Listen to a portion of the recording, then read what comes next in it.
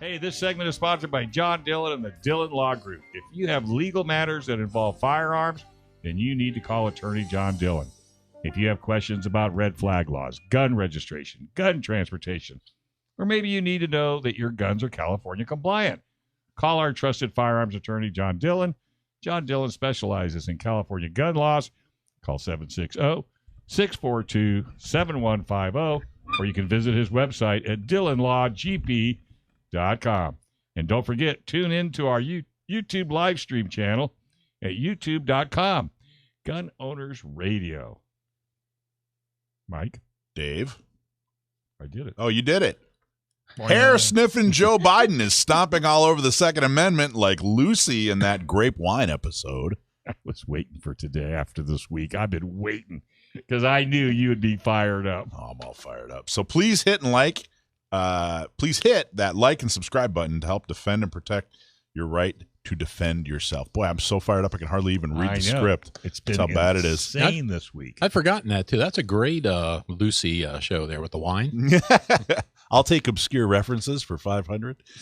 Yeah, so as you all saw or heard, hopefully you were paying attention. The old Biden, shotgun Biden, came out with a bunch of executive orders, which of course are all horrible, varying degrees of horrible. The very, very worst. So it's stuff like they're setting up a formal instructions on how states can implement red flag laws. That's one of the executive orders.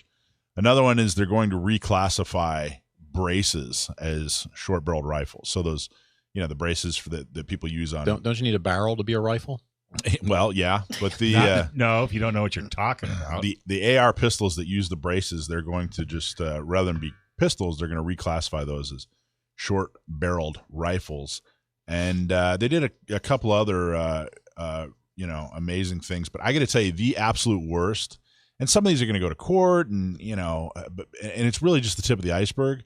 But the absolute worst thing that happened last week was him appointing that Chipman guy to the ATF or the AFT, whichever you. It's ATF if you ask him. AFT or AFT. Yeah, AFT. So that guy's seriously bad news.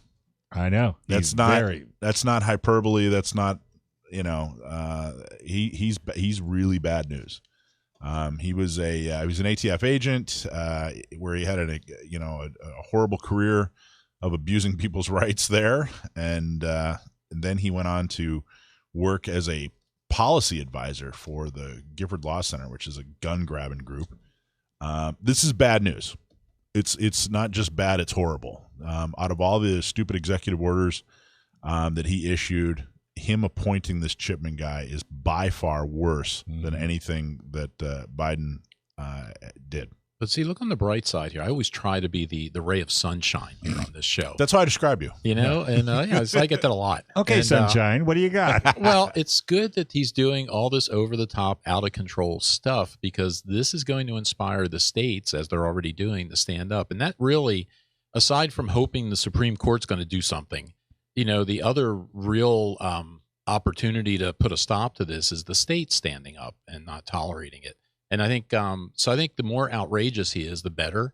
The more likely it is that states will say, wait a minute, we're not going to do that. And they'll start fighting it at that level. Because I think it's more dangerous when they do it a little bit at a time, like we saw in California. Okay, we're going to take this away, take this away, take this away. I like seeing him grab for everything because I think it'll inspire people to fight it. He came out of the gate, man. I mean, are we even 90 days into his ridiculous circus of an administration? I think I count it by executive orders. Or were we like at 87 or something like that? He's got more executive orders, I think, than any president ever. I'm not sure, but it wouldn't surprise me. And they're the worst, I'll tell you that. Well, did I hear too? Is Joe Biden going to translate all those into Spanish? The executive orders? Oh no. I don't know. He's going to have to. I think Jill's going to have to. That's the expert in the family. I got you. There you go. Yeah, discrete references, right? Yeah, just sometimes you got to pitch obscure references. Get a little slower to me. Got to pitch them a little slower. Yeah, it's pretty bad. Of course, one of the other executive orders has to do with scary ghost guns. To the point where John Dillon actually made a post, which he never does. Yeah. I saw that post. Yeah, I did too. I thought that was pretty. He didn't seem happy. But you know what? I think, Joe, I think you're 100% correct. Of course. I think if they keep forcefully trying to change everything in the United States, you're right. The states are going to say, no. There's only a few states that are on his side. Well, and that's what I'm saying. People can't stand up on their own, and people tend to not get involved. So it's harder that way. Well, because they think it's not going to be me. But see, when the states, it's so egregious that it makes the states stand up. Like I just saw in John Lott's newsletter the other day, we're up to 20 states with constitutional carry. Yeah. Isn't that amazing? That's huge. It was just 17 not that long ago. Yeah. And, the thinking is in our favor. People are coming around to, the Constitution and actually doing what we're supposed to be doing. But like I said, I think when he's egregious like this and really over the top, I think that makes the states stand up, because that's really the way that we have to change. You need voters and you need that stuff, but you need the states to stand up and start saying something. Well, and so the reality about this Chipman guy, the ATF is a highly controversial, predatory agency that has a horrible reputation, and there's zero reason to treat them with any kind of credibility at this point. And this is not hyperbole. They, after Fast and Furious, after all the after Waco, and after all this ridiculous, whatever you think about Waco and who those people were, the way they handled it was terrifying and terrible. Have they ever been good? Have they ever been respected? Not since I've been paying attention, and that's been a few decades. That's my point. But when you have an agency, a law enforcement agency that is this terrible, in reputation and in history, and you take a policy advisor, this guy isn't a bureaucrat. He's an activist. So they took an extremist activist with a horrible career behind him and put him in charge of a law enforcement agency that already has an enormously bad reputation. There's zero reason to take anything they have to say seriously at all, other than the fact that they can put cuffs on regular law-abiding normal people and arrest them.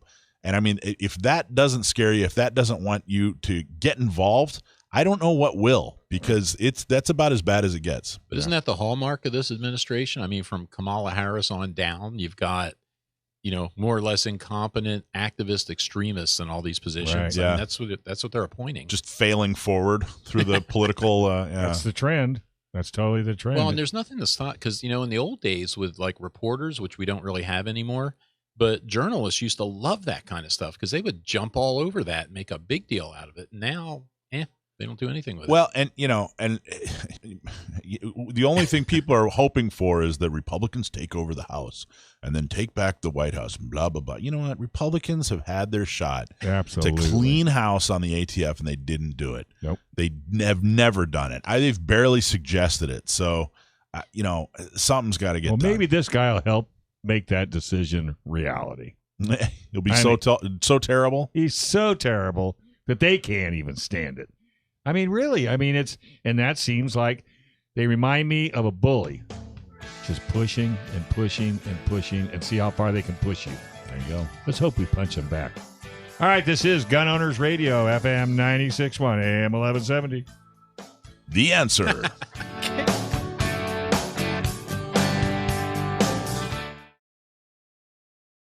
Thanks for watching this clip from Gun Owners Radio.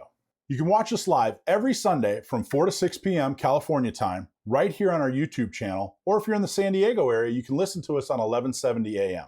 We're also available on your favorite podcast platform for free. Don't forget to like and subscribe so that you can help restore and protect the Second Amendment, not just in California, but across the country.